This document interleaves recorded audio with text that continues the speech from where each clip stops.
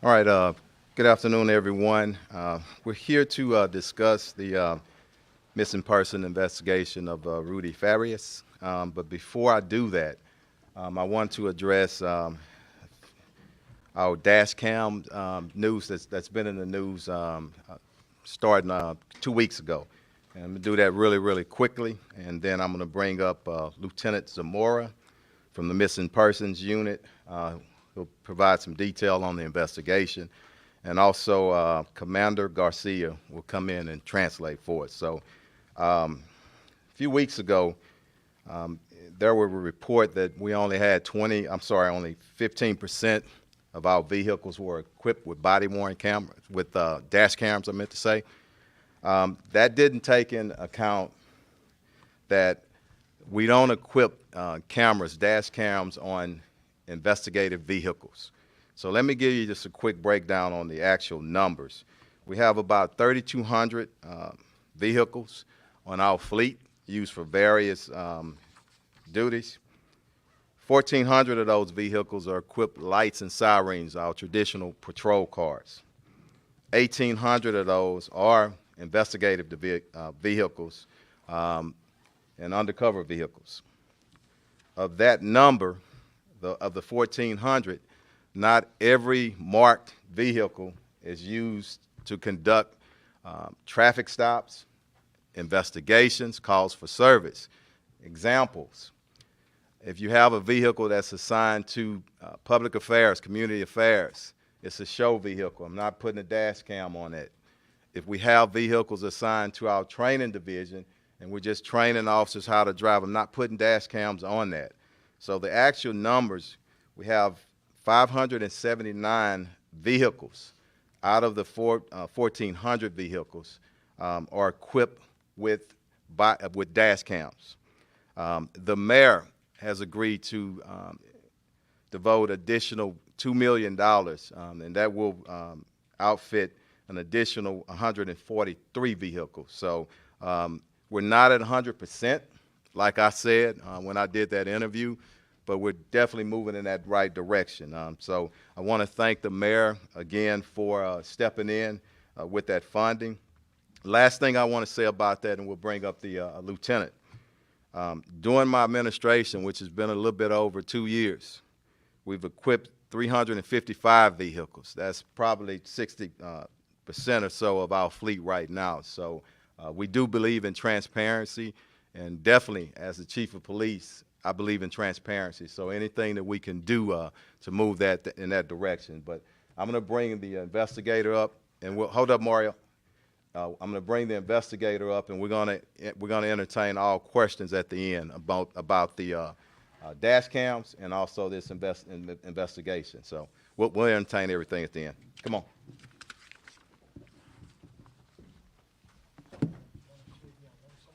Thank you, Chief. Thank you.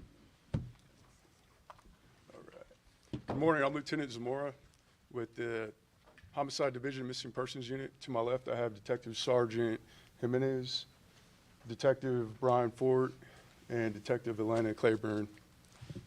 Today, we're discussing facts related to 25-year-old Rudy Farias, who was reported missing on March 7, 2015. He was 17 years old when his mother reported him missing. During the 8-year time frame where he was missing, investigators followed up on many tips, leads, collected evidence proving that Rudy was not missing during the 8-year period. Many of these facts included contacts and statements with relatives, friends, neighbors, and medical professionals. Rudy was recently identified as having previous HPD interactions, meaning that he made contact with patrol officers out on the street. However, during these contacts, fictitious names and date of births were given, misleading the officers, and Rudy would remain missing. In fact, both Janie, Rudy's mother, and Rudy himself gave fictitious names while interacting with various patrol officers. After investigators talked with him yesterday, it was discovered that Rudy returned home the following day on March 8th, 2015. The mother, Janie, continued to deceive police by remaining adamant that Rudy was still missing. She alleged her nephew was a person friends and family were seen coming and going. However, we disputed that. Currently, the DA has declined any charges at this time for making fictitious reports and failure to ID. Investigators have reached out to Adult Protective Services. HPD Victim Services has reached out. We've also connected Rudy with Victim Services to ensure that he has a method to recover. Now, based on Rudy's interview, there were no reports of sexual abuse reported. If there is a disclosure made, we will continue to investigate. Currently, the investigation is active, and there are new leads coming in. We'll continue to follow those leads. We do take all allegations seriously, and any new information or facts that we receive will be investigated. Thank you, Lieutenant. One question at a time, please. Oh, Do no. not yell them out. I'm gonna let him translate, then we're gonna do it. Okay, Thank you. Go ahead. Yeah. Thank you, Thanks. Chief. Thank you, Lieutenant. Buenos días y gracias a todos por estar aquí. Antes de hablar sobre el caso involucrando a la persona desaparecida Rudy Farías, vamos a hablar un poquito sobre un asunto que ha aparecido en las noticias, que es referente a las cámaras montadas en el tablero de los vehículos policíacos. Queremos avisarles que de todos los vehículos que tenemos en nuestra flota, no todos necesitan una cámara montada. Muchos vehículos son usados en investigaciones, no hacen paros de detención de tráfico y esos no necesitan cámaras montadas. También si son vehículos que van a ir a asuntos comunitarios, esos vehículos no necesitan cámaras montadas. Lo que sí podemos decirles es que de los que sí necesitan cámaras montadas, el 50% de nuestros vehículos tienen esas cámaras y estamos trabajando con el alcalde que nos ha dado $2 millones para ponerle las cámaras al resto de nuestros vehículos. Aproximadamente 143 vehículos van a ser, se les va a agregar esa cámara montada y esperamos acabar con el resto de la flota cuando haya fondos necesarios. Ahora, referente al caso de Rudy Farías, voy a hablar un poco sobre lo que dijo el teniente de esta investigación. En el 2015 se reportó a este individuo como una persona desaparecida. En ese momento tenía 17 años de edad. La investigación que han conducido los detectives nos indica de que esta persona en realidad no estaba desaparecida, que hubo contactos con la policía durante estos 8 años. Desafortunadamente, cuando hubo contacto con la policía, este individuo dio otro nombre, un nombre ficticio, y por eso nunca se pudo indicar en nuestros récords, en nuestros archivos, de que esta persona que había sido reportada desaparecida había tenido contacto con la policía. Entonces, van a contestar sus preguntas. En este momento nada más quiero decirles de que cualquier necesidad que tenga Rudy se le va a dar. Si necesita ayuda de nuestras divisiones de asistencia a víctimas, se les va a proporcionar. ¿Okay? No se les ha dado ninguna, el procurador, la oficina del procurador no ha aceptado ningún cargo en este momento. Gracias. Go ahead, Roger. We heard from activist Quinell X, and he made some shocking allegations that he was in the room with a detective and he heard from Rudy firsthand. He said that there were sexual abuse allegations and that he was drugged by his mother. From what you just said today, are you saying that the activist was lying? Basically, what we're saying is our investigation is our investigation, and we treat it the same. We're going to, our investigators were in the room, and basically, you know, what they heard and what they interviewed, that's what we attest to in our offense reports and our investigations. And I'm not here, neither are they here to question anybody's integrity, but our integrity with the Houston Police Department stands, and we're going to report and put in offense reports what a victim or potential victim tells us. Okay? But just to be clear, in that room, the detective did not hear anything about sexual abuse allegations. Can you just clear that up? Sergeant, good one. Yeah, Sergeant Stefan Jimenez. Yes, I interviewed him, and no, there was no, I'm trained to listen for probable cause. I'm trained to listen for statements that can help me get charges or move forward with a case. And no, there was no statements made during this investigation so far, no. Thank you. Next question. Go ahead, Mario. Can that be answered in Wait a Spanish, minute. please? Go ahead. I want to get We get it. clarification on this, Chief, because there's a key word there. You Go said ahead. there was no reports of sexual abuse. Is that correct, sir, what you said? That is correct, coming from Okay. Rudy Farias. Was there any conversations about a sexual relationship between the mother and the son? So we don't release any type of information related to sexual assaults. That's just state law. I Okay. can't comment on that. Go ahead. Is Rudy a victim then in all of this, or did he and his mother work together? And I mean, he wasn't missing now. The investigation is still going on, Courtney, and I'm not going to say that he's a victim or not. I'm thinking, and saying we're going to treat this just as we do with any potential victim or victim, and we're going to give respect to everybody that's involved. We're going to conduct our investigation, and we're kind of right at the beginning of it. This investigation is going to go on after this press conference. What's next? Will we see any charges? If charges are appropriate, they'll see, but let us conduct the investigation. And what's next, Courtney, just as any other investigation, we're going to follow our evidence. We're going to do more interviews, and we're going to follow the evidence, and I think that's important. Go ahead. Chief, can you say, were there any signs of mental illness, that he might be mentally ill, that his mother might be mentally ill? We're not going to say that right now. Anyway, we're going to conduct the investigation. It's really too early to determine that. There are going to be some more parts to the investigations, and some of that may come into play, but right now. Just because there were some other allegations that he had been held prisoner, that he had been taken to Mexico, is there any indication that that was true, or was that like a delusion? Lieutenant. You guys want to- Because that would have been kidnapping, right, or holding somebody against their will? We don't have any information to say there was any kind of kidnapping or anything like that right now. Okay. Have any search warrants have been served at the house where he used to be, when he used to be? So no search warrants. No, at the time, he was reported missing 8 years ago. Being missing is not a crime, so the detectives had no lawful means or probable cause to issue a search warrant for the residence, which was searched several times. We're going to work our way down, and we'll get back to you. Go ahead. Yes. On the dash cams, what's the timeline for installation for the new ones? There's no permanent timeline. As you can imagine, there's a cost to it, and there are some complications. To give you one just quick thing, a challenge. 200 of our vehicles are modeled 2014 are older. That's a challenge. I'm not, when we're up against a financial budget like we are, you got to pick and choose, and you got to prioritize some things. So, but as quickly as funding comes in, we're going to work to get in all of our patrol vehicles and those vehicles that come into contact with the public with dash cams. But I want people to realize one thing: 100% of our officers that's out there on the streets have body-worn cameras on. 100%, and we know for a fact that if you would choose dash cams, I'd love to have both systems, okay, 100%.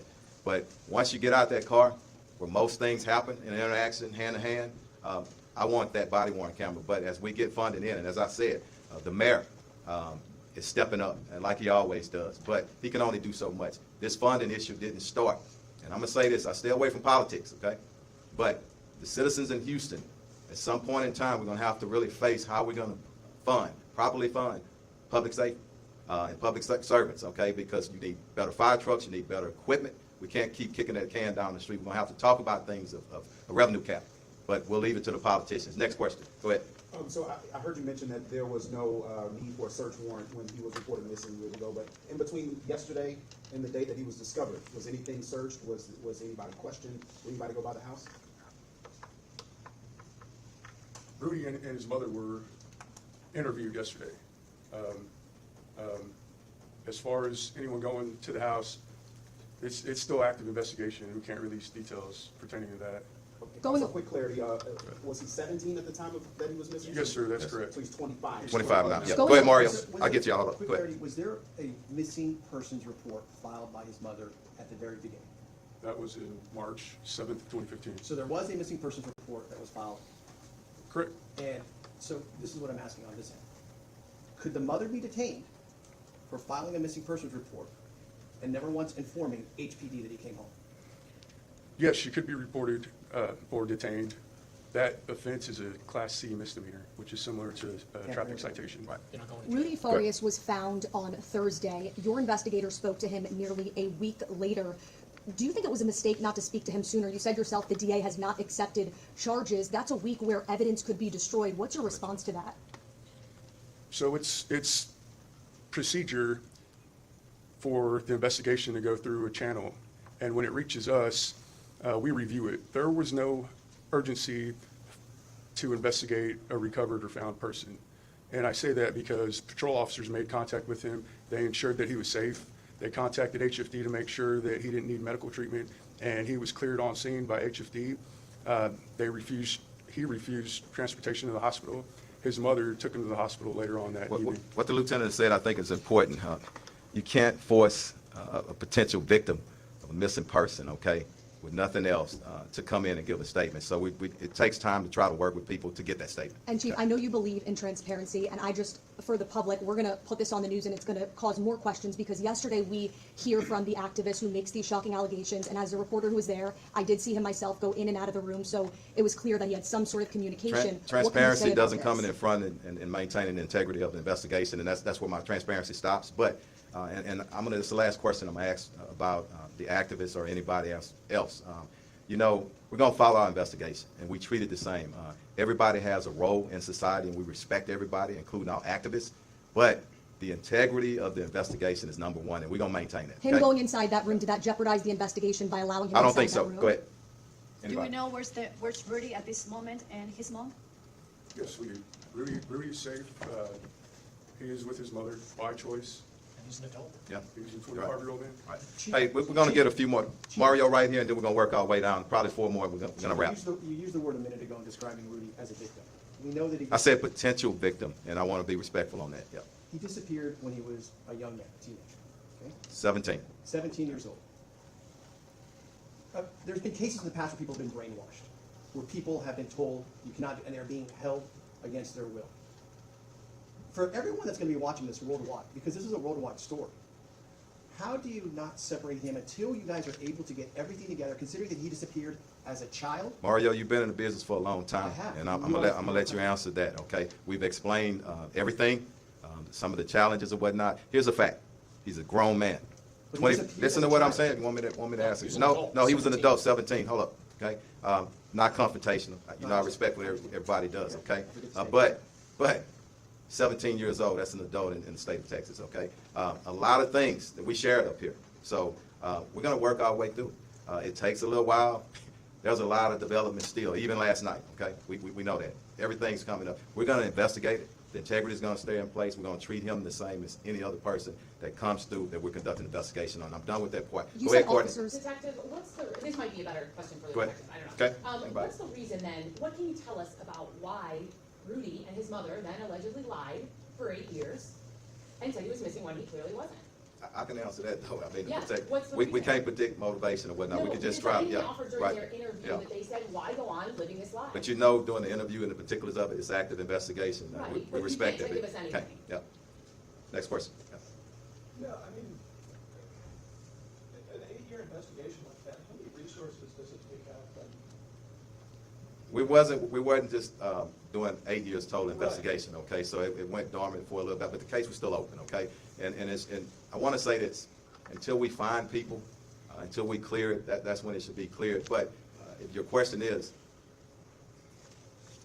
we expended some resources, absolutely, yes. You said that with the dashboard cameras, age of some of the vehicles presents a challenge to installation. Is that what you meant? I'm trying to clarify. No, you prioritize it, okay? We're in a budget that there are challenges, okay? And what I presented, and we'll side note this, okay, because it takes a little while to explain it.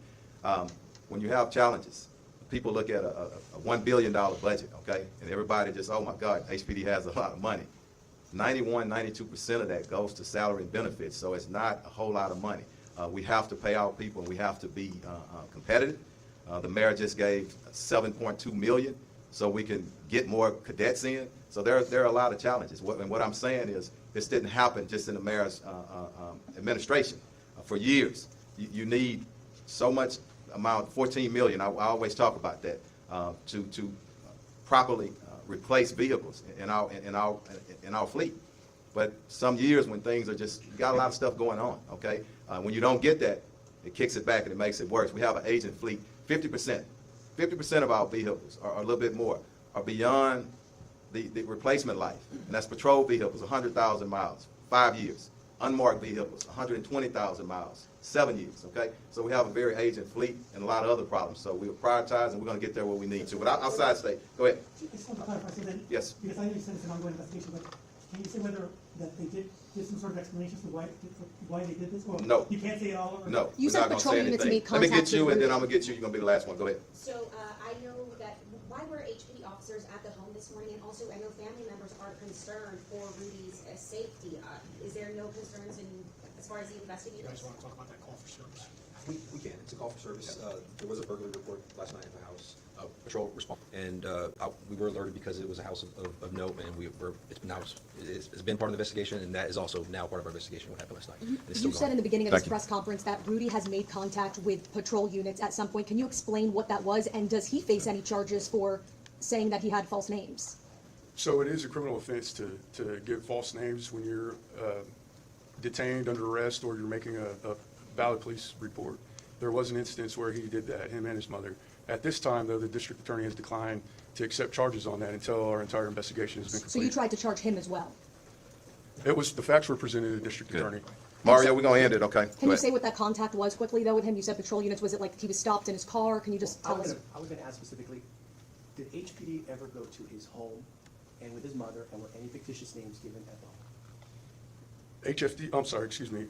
Investigators did go out to the home multiple times. They talked to various family members, relatives, friends, neighbors, and yes, they were given a fictitious name.